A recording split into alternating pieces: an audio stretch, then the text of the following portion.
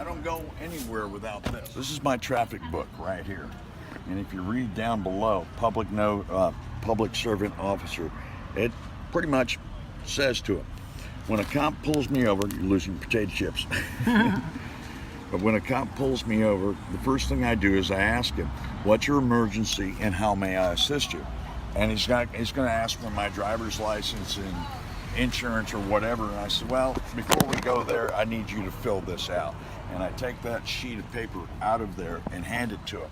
Before we can go any further, you need to fill this out. Once he reads this, it already puts him on notice that I'm not playing games with him. All right, guys, this video comes to you from Joaquin Eastman, and this video is regarding driver versus traveler. I've been asking this question many times, and I just got an email, and it says that nobody ever mentions insurance when regarding this. Check out this video, go subscribe. Links will be in the description and in the pinned comment. Here we go, folks. And then you open up the book, and that is so poignant. And here's the case I won against Harris County. Harris County, I always take my name out because I'm not going to give my name until you can give me what's called, and police always call it, it's RAS. What's your RAS? And they automatically assume I'm a cop because I'm using their lingo. And what RAS stands for, reasonable articulable suspicion that I've committed a crime. Okay? You don't have that? Okay, what's your SAF? Single articulable fact. Well, you don't have that either? Okay, you've just basically said that there's no reason to pull me over because you haven't seen a crime. Okay, here's the case I won against Harris County. You can see the stamps and date. And they ended up buying me a brand new Porsche 911 Turbo all-wheel drive convertible with them pulling me over and letting me spend a night in jail. So, and here's the lawsuit, and I've got these for everybody to see, and you can see that it's all put together, and there it is, signed by the DA and stamped, showing they lost the case. And they lost it, and they paid and you I what? sued them. And what did you win? $250,000 for a night in jail. And then Supreme Court says no license necessary to drive an automobile on public highways. Now these are all documented. So what this is called stare decisis, okay? We're running a case that's already been won in the Supreme Court, and they're in violation of their oath of office when they don't pay attention. My license plate doesn't give you, if you look at my license plate, the license plate alone says I'm not in commerce. Now, if I have a license plate like this car over here and that car over there, they all have license plates. License plates mean I'm engaged in commerce. I'm not engaged in commerce. This doesn't give them the authority to pull me over because they see that. Where do you see that I'm engaged in commerce? What gave you that suspicion that I'm engaged in commerce? You have the right to travel freely unencumbered. And that's all in the law. And when we look at the law books, Supreme Court has already ruled on this. And you go back to what is a license. And I want people to do their own homework. Go read the case of Murdoch versus Pennsylvania, or read the case of Shuttlesworth versus the city of Birmingham, Alabama.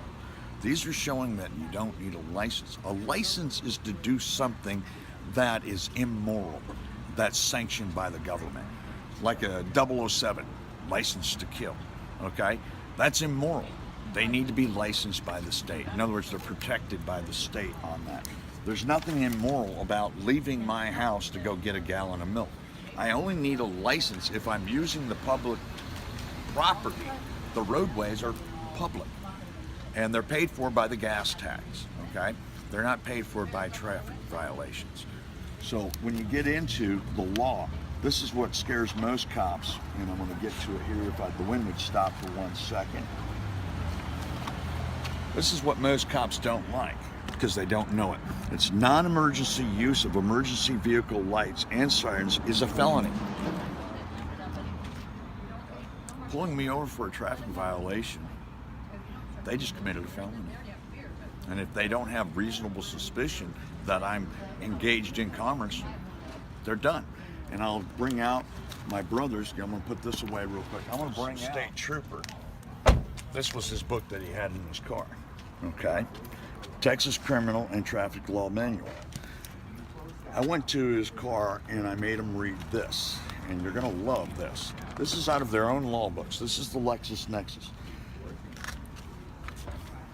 And it says under section 502.003, registration by political subdivision prohibited, except as provided by subsection B. A political subdivision of this state may not require an owner of a motor vehicle to register the vehicle, pay a motor vehicle registration fee, or pay occupational tax or license fee in the connection with the motor vehicle. This section does not affect the authority of a municipality to, right here, license and regulate the use of a motor vehicle for compensation. So if I'm not engaged in compensation, being paid to go from point A to point B, I don't need a driver's license. I don't need to register my automobile. And it is an automobile. What about Massachusetts? All traffic codes are pretty similar because they're all federal. They're pretty much the Is same. a copy of Massachusetts? Yeah. It's you can online? You can find it, and I will tell you, go to like Amazon or eBay and buy a used one. My brother had to pay $300 for this book. Okay, and then you look at it here.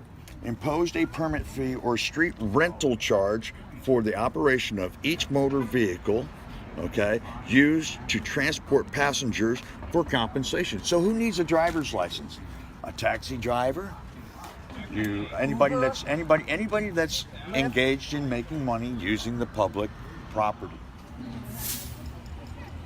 I don't go anywhere without this. So what is the truth regarding this?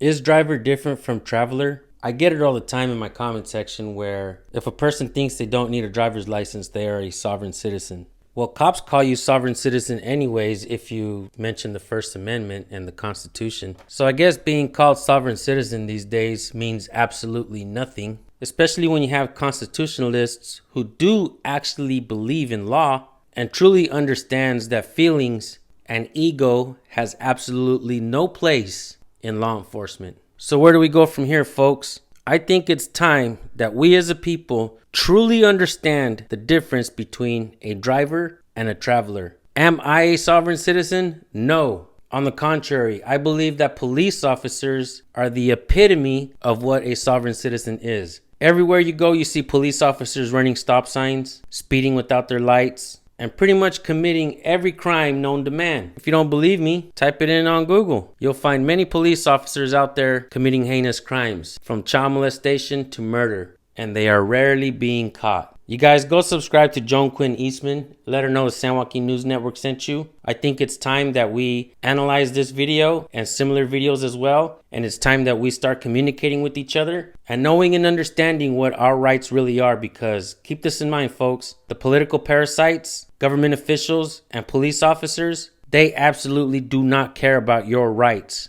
It is upon you to teach your family members and friends and to teach yourselves. And don't forget to record the police. Send your videos to recordpolicenow@gmail.com. I'll take a look at them. With that being said, thank you guys for tuning in. Have a wonderful day. I'll see you in Jones' comment section.